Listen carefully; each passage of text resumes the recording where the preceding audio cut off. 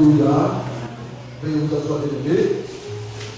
Que le Seigneur vous bénisse encore. Nous sommes venus pour recevoir toujours ces précieux conseils. Amen. Et le grand conseil que le Seigneur nous donne, c'est le message du temps de la fin.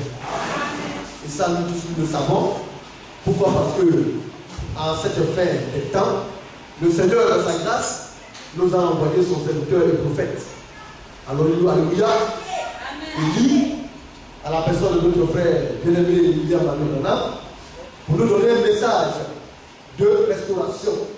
Alléluia.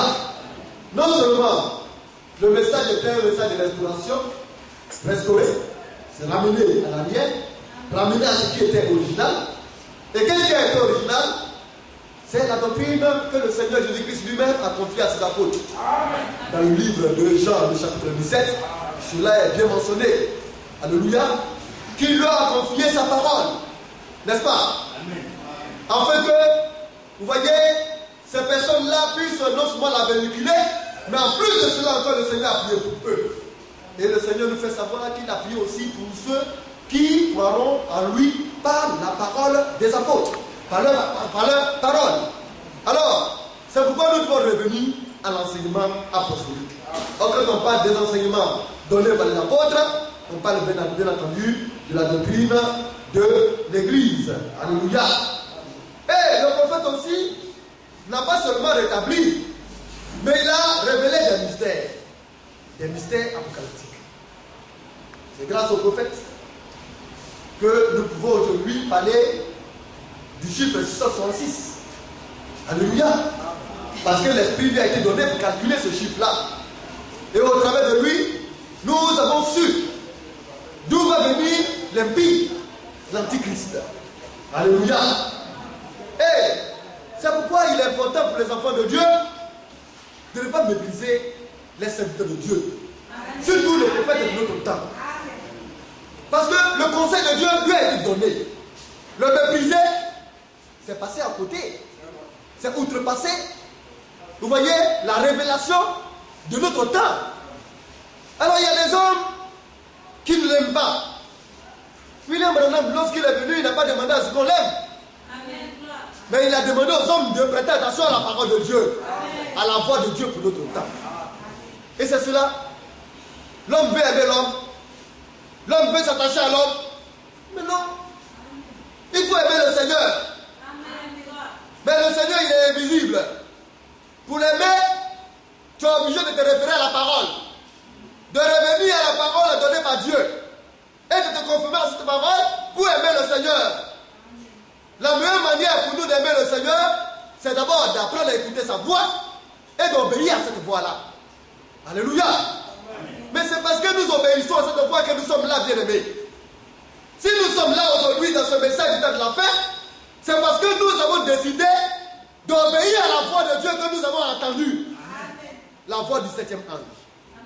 Alléluia. Alors quand il est venu, la voix du 7e ange a retenti. Attendez-vous la voix du 7e ange? Est-ce que vous attendez la voix du 7e ange? Alors au travers de cette voix, le Seigneur s'est écrié: sortez, sortez du milieu d'elle, mon peuple. Mais sortez du milieu de quoi? De la confusion des hommes. Amen. Les hommes ont mélangé la parole. Amen. Les hommes ont tronqué la parole. Les hommes ont ajouté, ont retranché la parole de Dieu. Et en cela, Dieu nous a fait des promesses. C'est pourquoi nous, enfants de Dieu, fils et filles de Dieu, serviteurs de Dieu, revenus au temps de la paix, nous devons apprendre nos frères à ne pas retrancher ni ajouter la parole de Dieu. Amen. Dans le livre de Matthieu, le chapitre 5, le Seigneur même nous donne l'avertissement là-dessus. Lui-même, le Dieu grand et puissant, ayant pris la forme humaine, devenu un être humain, est venu de la personne du Fils pour nous racheter. Il a fait savoir qu'il n'est pas venu pour abolir la loi, mais il est venu pour la parfaire, pour l'accomplir. Alléluia. Nous allons essayer un peu de lire ça dans le livre de Matthieu 5.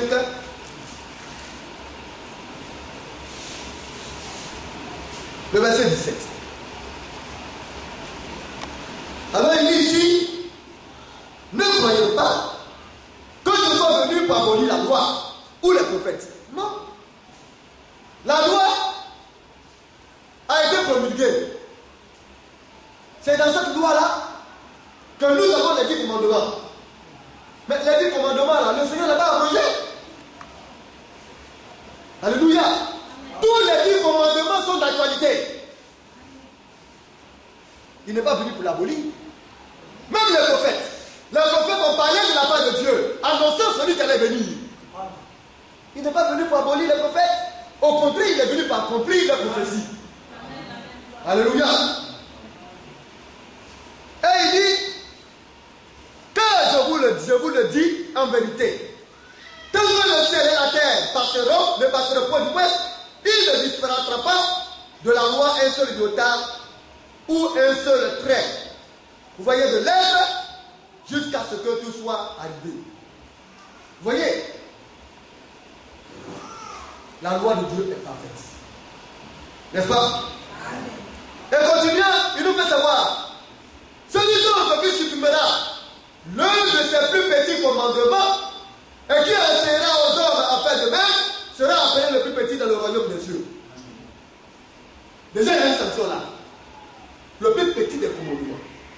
Aussi petit qu'il soit. Alléluia. C'est-à-dire, quand vous voyez, on ne peut même pas en considération cela. C'est pourquoi l'enfant de Dieu, pour notre temps, doit considérer tout le conseil de Dieu, toute la parole du Seigneur. Raison pour laquelle il a dit que l'homme vrai, l'homme authentique, délivré par Dieu, l'homme confirmé par le Saint-Esprit, circoncis le cœur, ne vivra pas seulement de paix, mais de toute parole qui sort de la bouche de Dieu. Parce qu'on n'a pas à supprimer, ni à retrancher quoi que ce soit. Mais comme nous voulons être grands dans le royaume des cieux, alors nous, notre devoir, c'est de considérer tout le conseil de Dieu. C'est pourquoi quand on dit que la femme ne doit pas porter des pantalons, des vêtements dehors, on dit, mais ça veut dire quoi ça là? Est-ce que c'est de le cœur que ça se passe? Est-ce que quand on porte pantalon là, ça veut dire que forcément on n'aime pas Dieu? Aussi petit que peut sembler le commandement est nécessaire. Alléluia, gloire. Parce que c'est la parole. Amen. C'est l'homme qui est moteur. Amen. Et Dieu est vrai. Amen. C'est pourquoi tout le conseil de Dieu va être pris en compte. Pas de coupure de cheveux, pas de tresse, alléluia. Pas de port de vêtements de femmes, de ça. Pas de port de vêtements d'hommes chez les sœurs. Ni les sœurs, les frères, les vêtements de femmes. Nous devons faire attention. Et veiller à ce que ces choses ne soient pas. Et continuez, le Seigneur nous dit,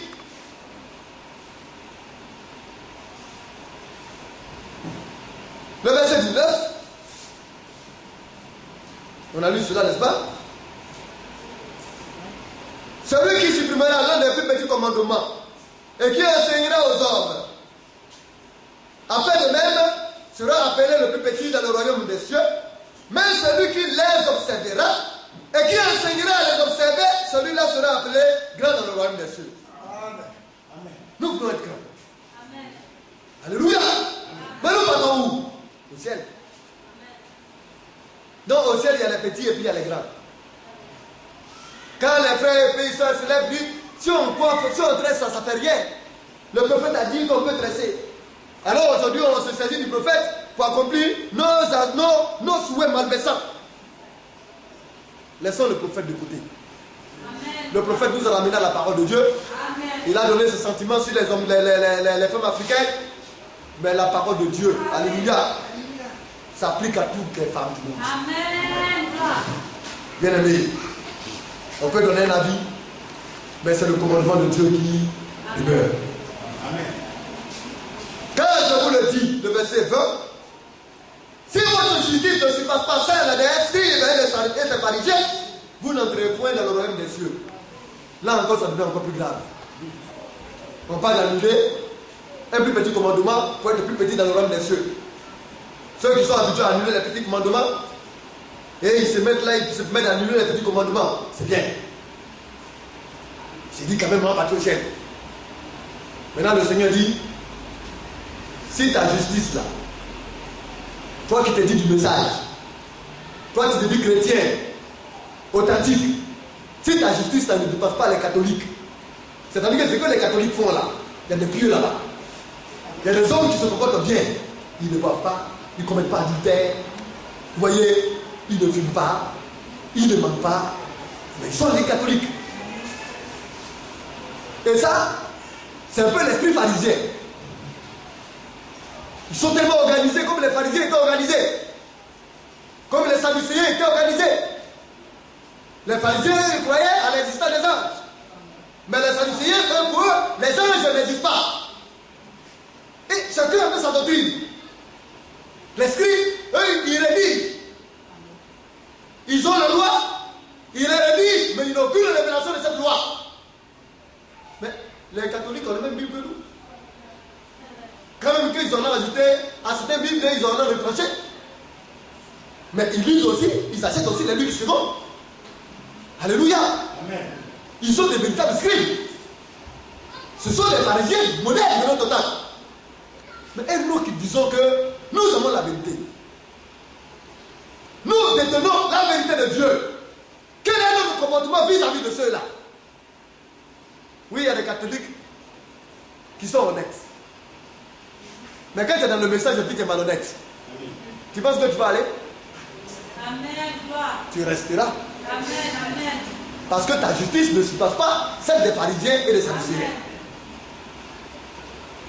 C'est pourquoi dans notre temps dans lequel nous sommes, c'est un temps difficile et compliqué. C'est par violence qu'on doit l'user pour y entrer. Le royaume des cieux est forcé. Et ce sont les violents qui s'en emparent. Il faut user de violence. Alléluia. On dit que c'est dur. La situation peut être difficile. Mais il faut t'efforcer pour y arriver. S'il y a quelque chose de tordu, efforce-toi pour redresser cela. Parce que l'amour de Dieu t'a été donné. Alléluia. C'est pourquoi nous devons prendre garde. Alors nous parlons de Père. Et c'est cela aussi les commandements de Dieu. Le Seigneur ne veut pas qu'on appelle quelqu'un Père. Parce que adresser à un homme cette notion de paternité, c'est le mettre à la place de Dieu. Alléluia. Amen. Mais dans le jargon naturel, nous avons des pères. Même celui-là qui t'amène dans le Seigneur, c'est ton père spirituel. Comme l'apôtre Paul a été un père spirituel pour Timothée, il a écrit. Et il leur a fait savoir qu'il est pour un père. Mais nous avons un seul Père céleste. Amen. Gloire. De qui nous devons dévotion, adoration, culte, tout ce qui est lié au sacré. De qui nous devons l'inclination. Donc de qui nous devons nous prosterner. C'est lui seul. Alléluia. Et nous sommes en train de parler de la notion du Père. Nous allons lire Matthieu 23.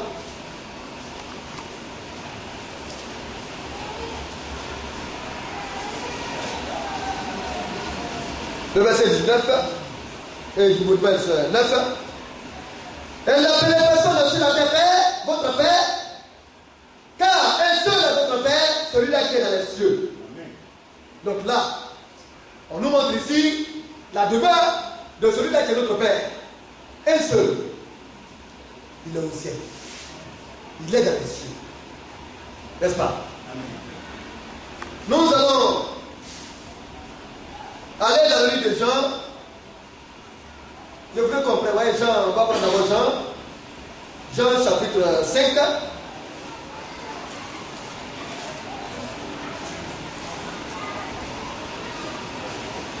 Et lire, on voit le verset 17.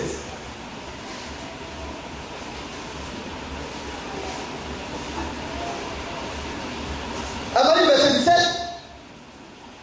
nous voyons un peu ce discours du Seigneur. Jésus qui répondait à la question et qui parlait aux hommes. Le verset 17 nous dit ici que mais Jésus leur répondit. Vous voyez, Jésus qui répondait à des personnes. Mais Jésus leur répondit, les Sadducéens ou autres là venaient pour le questionner. Mon Père agit jusqu'à présent, moi aussi j'agis. Ah, c'est bizarre. Mais son langage est mystérieux.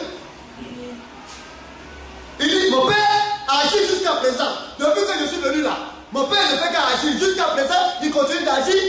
Et puis, moi aussi, j'agis. Alors les Juifs, ils ne sont pas bêtes, hein? Ils sont très instruits. Les Juifs connaissent les attributs de Dieu. Et quand tu es en train de parler à un Juif, quand il te regarde, il te sonde.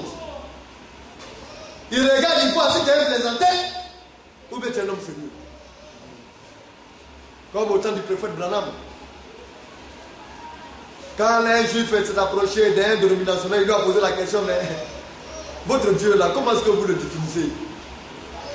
Alors il a dit, on a un Dieu qui est Dieu le Père, après il y a Dieu le Fils, et puis il y a Dieu le Saint-Esprit.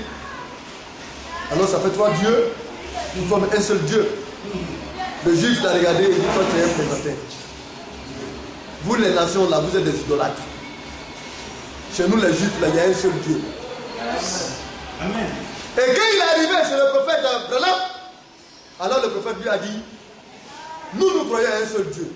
Amen. Mais qui s'est manifesté dans le Père, dans le Fils et dans le Saint-Esprit. Il a regardé le prophète et puis il a dit c'est la vérité. Il a dit mais nous attendons encore notre Messie.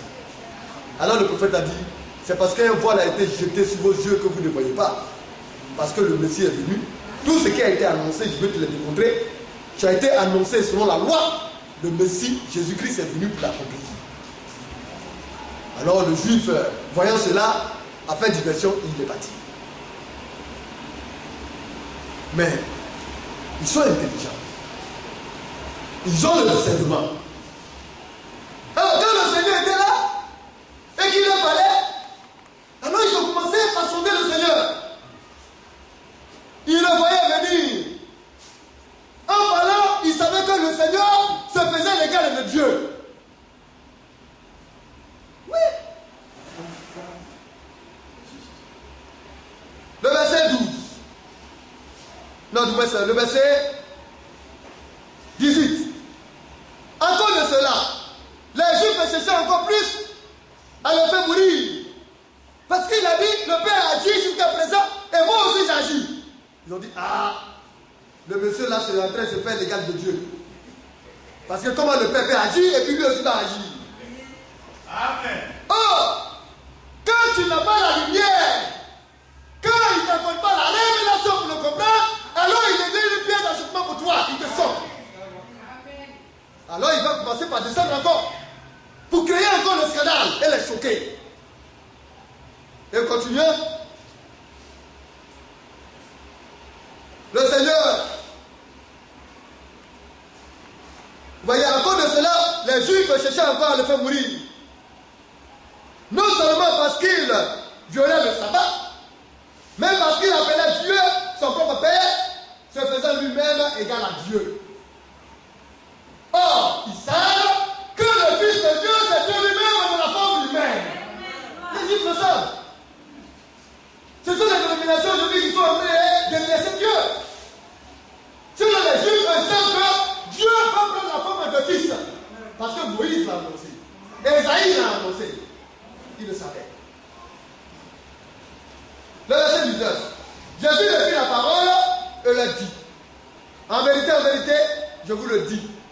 Le Fils ne peut rien faire de lui-même. Le Fils de lui-même, là, il ne peut rien faire. Mais les Juifs le comprenaient, ce langage-là. Et continua. Il dit, il ne fait que ce qu'il faut faire au Père. Et tout ce que le Père fait, le Fils aussi le fait pareillement. Ah. Tout ce que le Père fait, le Fils aussi le fait pareillement. Amen. Amen. Bien-aimé, si le Père mange, le Fils aussi mange. Si le Père boit, le Fils aussi boit. Si le Père voyage, le Fils aussi voyage. Amen. Tout ce que le Père fait, le Fils aussi le fait pareillement. Là, il a voulu leur montrer qu'il était Dieu. Tout a été visible devant Dieu. Mais il ne pouvait pas comprendre. Quand le Père aime le Fils, le verset 21, le verset 20 du moins, le Père aime le Fils Et lui montre tout ce qu'il fait. Tout ce que le Père fait, le Père le montre au Fils. Bien-aimé, quand le Père agit, le Fils aussi agit pareillement. Et il vous montrera des choses plus grandes que celles-ci, afin que vous soyez dans l'étonnement. Mais nous, là, nous ne sommes pas étonnés, parce que nous savons que le Dieu Tout-Puissant était dans la forme humaine visible au-devant de nous. Cette révélation nous est donnée aujourd'hui. Et nous la comprenons. Car comme le Père ressuscite les morts et donne la vie, ainsi le Fils donne la vie à qui il veut. Le Père lui ressuscite les morts, il donne la vie. Et puis le Fils maintenant lui il vient, il donne la vie à qui il veut. Quand il est content, il dit de vivre la vie. Et puis le mot se lève. Ça veut dire que le Fils aussi ressuscite les morts. Amen. Oh bien-aimé, ça c'est notre Dieu. Le Père ne juge personne, mais il a remis tout jugement au Fils. Parce que le Fils n'est que la manifestation de la parole. Amen. Mais quand vous prenez l'Ancien Testament, Dieu c'est notre juge. Hein? Mais il nous jugera au travers du Fils. Dans une autre forme. Dans la forme du Fils de Dieu. Le Père, verset 22, ne juge personne, mais il a remis tout jugement au Fils. Afin que tout honore le Père, comme afin que tout honore le Fils, comme il honore le Père. Celui qui m'honore, celui qui honore, celui qui n'honore pas le Fils, n'honore pas le Père qui l'a envoyé. Vous voyez, honorer le Fils, c'est honorer le Père. Ne pas honorer le Fils, c'est ne pas honorer le Père. Alors, si tu as fait quelque chose au Fils de Dieu, c'est à Dieu que tu as fait en même temps. Ils sont liés. Il n'agit pas de lui-même. C'est que le Père fait, lui fait. Quand un homme vient, le Père le guérit d'abord, et puis le Fils guérit. Alors, il voit le Père agir par l'Esprit. Et puis lui, il manifeste cela. C'est tout. Alléluia. Il ne faisait rien de lui-même. Mais c'est pourquoi les chrétiens que nous sommes, nous devons apprendre à nous abandonner à ses mains en ne faisant plus rien de nous-mêmes. Alléluia. Nous devons faire tout par lui. Et pour lui. Oh bien-aimé. Et continuez. Il dit, en vérité, je vous le dis, celui qui écoute ma parole et qui croit en celui qui m'a envoyé, c'est-à-dire le Père, à la vie éternelle, il ne viendra point en jugement, mais il est passé de la mort à la vie. Amen. Mais c'est parce que nous croyons Amen. Que nous ne verrons pas de jugement derrière. Parce que nous sommes déjà jugés dans la maison de Dieu. Amen. C'est pourquoi nous jugerons au jugement dernier. Parce que tout le jugement a été confié au Fils. Amen. Et le Fils a confié le jugement à son épouse. Donc c'est le Fils et l'épouse qui jugeront. Amen. Alléluia. Amen. C'est un privilège. Amen. Nous allons aller dans le livre de Jean. Jean 14.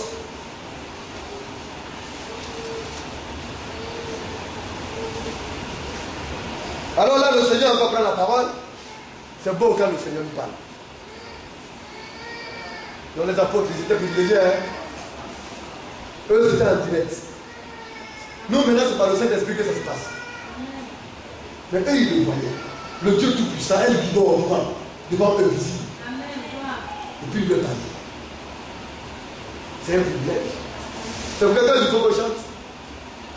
Il dit, c'est vrai, je vois Abraham, Isaac, Israël. Je vois tout cela, c'est vrai, c'est bon. Oui, tout là, les saints là, c'est bien. Mais je veux voir, montrez-moi celui-là de moi. La présence de Jésus-Christ. Et la chose la plus extraordinaire, la plus glorieuse qui n'a jamais existé. Et puis quand tu es au-devant de lui, le temps ne compte plus parce que le temps s'arrête. Tu vis l'éternité. Quand Moïse est monté, Il a fait 40 jours, 40 nuits sans manger et boire. Ouais, le temps ne comptait plus. Il n'avait même pas fait. Ah. Mais tu me demandes de lui, tu avais 40 ans. Tu as fait une heure de temps. De toute façon, on s'assoit sur la table et puis on prend le bic et puis on a commencé à travailler, on regarde la montre, 2 heures de temps est déjà passé. Quand tu me demandes de lui, quand tu es en train de faire même 100 ans, c'est comme si tu as fait une heure de temps. Mais c'est parce que la présence est très glorieuse.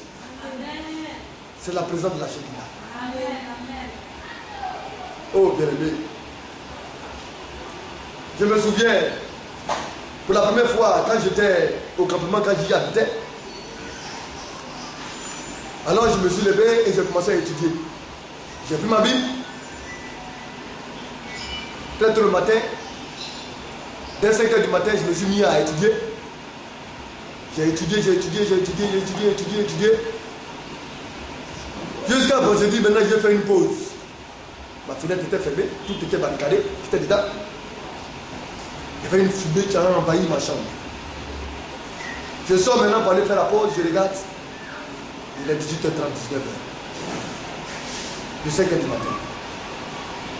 Je n'ai même pas senti même que depuis le matin jusqu'au soir, la nuit est tombée. La présence de Dieu. Cette présence glorieuse. Amen. Oh bien-aimé. Nous continuons.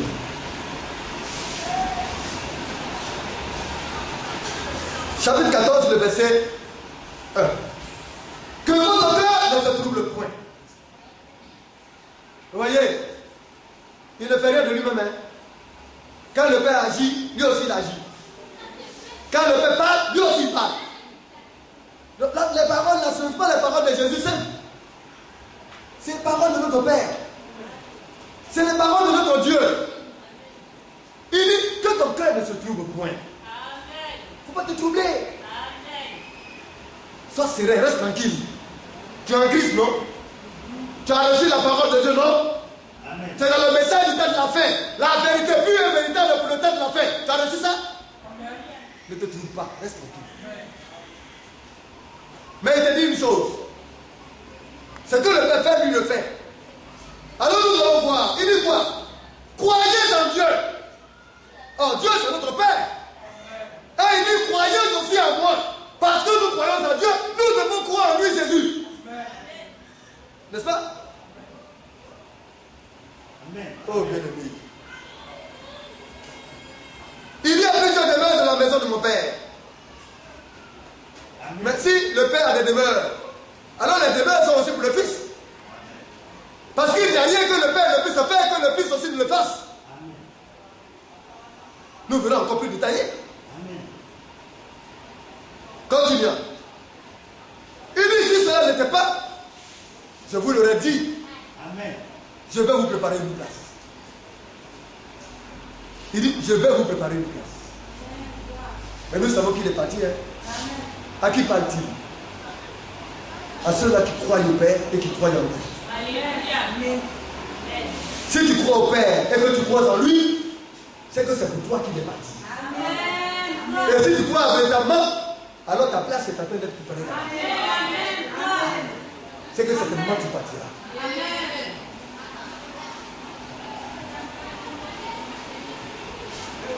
Et lorsque je m'en serai allé, et que je vous aurai préparé une place, je reviendrai et je vous prendrai. Amen. Quand tout sera prêt, quand je vais mettre tout en ordre, en place. Mais pourquoi? Parce qu'il est omniscient. Amen. Il nous connaît avant que nous existions. Amen.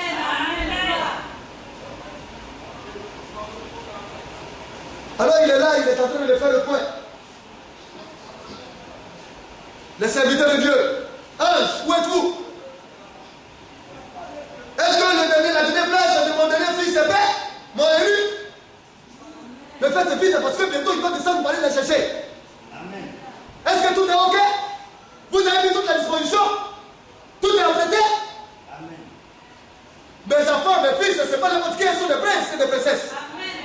Tout doit être mis en ordre. Amen. Parce ils vont venir y habiter. Alors dépêchez-vous. Mais il y a encore une tâche aussi, nettoyer cela. Il faudrait que la chose soit parfaite. Parce qu'en moi, il n'y a pas d'erreur ni de faute. Tout doit être parfait. Alléluia. La nouvelle Jérusalem. Et il est allé préparer cela. Pour toi et pour moi. Amen. Oh, bien aimé. Je reviendrai et je vous prendrai avec moi. Afin que là où je suis, vous y soyez aussi. Vous savez où je vais. Et vous assemblez le chemin. Alors il s'adressait aux apôtres. Et au travers des apôtres, il s'adresse aussi à nous. Amen. Mais tu sais où je vais? Bien mes soeurs. Mais quand même, tu sais où je vais? Amen. Mais tu connais le chemin où je vais? Amen. Alors, notre frère Thomas, le bon incrédule, parce que cette forme d'incrédulité aussi n'est pas négative. Parce que lui, tant qu'il ne va pas, il ne croit pas. Et puis il est curieux. Lui, il n'est pas resté dans le four. Hein. Quand tu parles, tu parles un peu, lui, il ne comprend rien, là, lui, il peut comprendre. Il dit, ah non. Les autres sont restés silencieux. Ils sont très interrogés entre eux parce qu'ils étaient un peu timides. Alors Thomas, lui, s'est levé, il dit, maintenant, Seigneur. Alors Thomas lui dit, Seigneur, mais nous ne savons pas où tu vas. Amen. Comment pouvons-nous en savoir le chemin? Le Seigneur dit quoi? Nous, on ne comprend rien. Alors il se regarde. Il dit, non, Seigneur, moi je ne comprends rien dans tout ça là. Tu dis qu'on connaît quel chemin? Chemin qui s'en au ciel, pas piqué qui s'en au ciel. C'est quel chemin à nous? On veut comment aller là-bas? Alors le Seigneur dit, Alléluia. Jésus lui dit, Thomas, regarde-moi. Ne vous laissez pas distraire. Allez à l'objectif. Quand on est assis là, et puis on regarde de gauche à droite, on regarde de haut un coup, on regarde dedans, on se laisse distraire. Mais regardez à Jésus. Et vous allez percevoir ce qu'il est. Il dit Thomas, je suis le chemin. Le chemin pour aller là. Accroche-toi à moi. Suis le pas. Écoute ce que je te dis. Je suis le chemin. Je suis aussi la vérité. Aussi longtemps que tu seras accroché à moi, tu ne seras jamais servi et trahi. Et je suis la vie. Le chemin t'amène à la vie là. C'est chez moi, c'est moi. Mais en passant par la vérité. Alléluia. Amen. Lui, il ne va au Père que par moi. Pour arriver même au Père là. Ceux qui sont là, le Père, le Père, le Fils et le Saint-Esprit, Dieu le Père, et c'est ainsi. Est-ce qu'ils connaissent le Père? Amen. Personne ne peut aller au Père que par lui. Ça veut dire que s'il n'y a pas Christ là, tout ce que tu fais, c'est en vain. Amen. Alléluia. Si vous me connaissez, vous connaîtrez aussi mon Père. Amen. Thomas, si tu me connais, alors tu vas connaître le Père. Et dès maintenant, vous le connaissez et vous l'avez vu. Ça là, c'est en langue qu'on a parlé. Mais qu'on entend nous expliquer. Bien aimé, c'est dans quelle langue on a parlé ça? Mais c'est écrit. C'est le langage de Jésus. Le Père, quand vous ne le voyez pas, Thomas, vous le voyez maintenant. C'est moi-même ainsi au-devant de toi. Mais le Père, là, il est l'esprit. Tu veux le voir comment? Mais comme il vous aime, il a voulu être visible. Alors, comme tu veux le voir, c'est moi, je suis au-devant de toi. Mais Thomas a remis encore la tête. Il dit non, je ne comprends pas bien. Seigneur, ce que tu es en train de dire encore, monsieur, je ne sais pas bien. Alléluia. Alors maintenant, Philippe dit maintenant à son tour, il peut le révéler. Il dit Seigneur, montre-nous le Père et puis cela va nous suffire. C'est vrai que tu dis que celui qui t'a vu a vu le Père, mais nous voulons voir le Père. Montre-nous-le et puis nous, on sera rassasiés. Ça nous suffit. Alors Jésus dit, Jésus lui dit, il y a si longtemps que je suis avec vous. Amen. Tu veux voir le Père? Mais Philippe, Depuis là, je suis au milieu de vous et je suis avec vous. Amen. N'est-ce pas? Amen. Et tu ne m'as pas connu? Mais où est mon papa? Qui est mon papa? Mais je veux mon papa. Il dit mon fils. Depuis la disait ton papa, mais je suis avec toi, tu ne m'as pas connu. Alléluia, gloire. Amen. Il faut être simple pour comprendre le langage de Dieu. Amen. C'est pourquoi le Père a caché cela aux sages et aux intelligents. Alléluia. Et il a révélé cela aux enfants. Amen. Gloire. Nous aurons l'occasion de dire ça. Celui qui m'a vu a vu le Père. Amen. Comment dis-tu? Montre-nous le Père. Celui qui m'a vu, Philippe, a vu le Père. Le Père que vous ne voyez pas là. Il est à moi. Dans le livre de Jean, il dit je suis dans mon Père et mon Père est à moi. Amen. Il est la parole de Dieu qui est sortie de Dieu. Alléluia. La parole qui est sortie du Père. Quand il dit je retourne au Père, la parole retourne de sa position originale. Amen. Gloire. La parole est devenue homme. Or la parole c'est Dieu. Amen. Seulement la parole a pris une forme humaine. La parole est le Père sont un. Alléluia. Ne vois-tu pas que je suis dans le Père et que le Père est à moi? On dit quoi? Entre le contenu et le contenant, qui est plus grand? On dit que le verre n'est qu'un contenant, lui il reçoit. Parce qu'il est fait pour recevoir ce qui est précieux. L'eau. Le liquide est précieux, n'est-ce pas? Parce qu'on ne boit pas le verre, on ne mange pas le verre. Mais c'est l'eau qui est dedans là qui est importante. Mais il dit qu'au niveau du Père, lui il est dans le Père, il est le contenu. Et le Père est le contenant. Et après le Père est le contenu, lui il est le contenant. C'est la même façon. Amen. Gloire. Alléluia. Mais les frères sont là.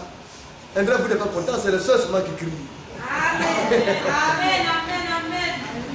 Vous ne saisissez pas. Amen. Alléluia. Mais n'est-ce pas beau?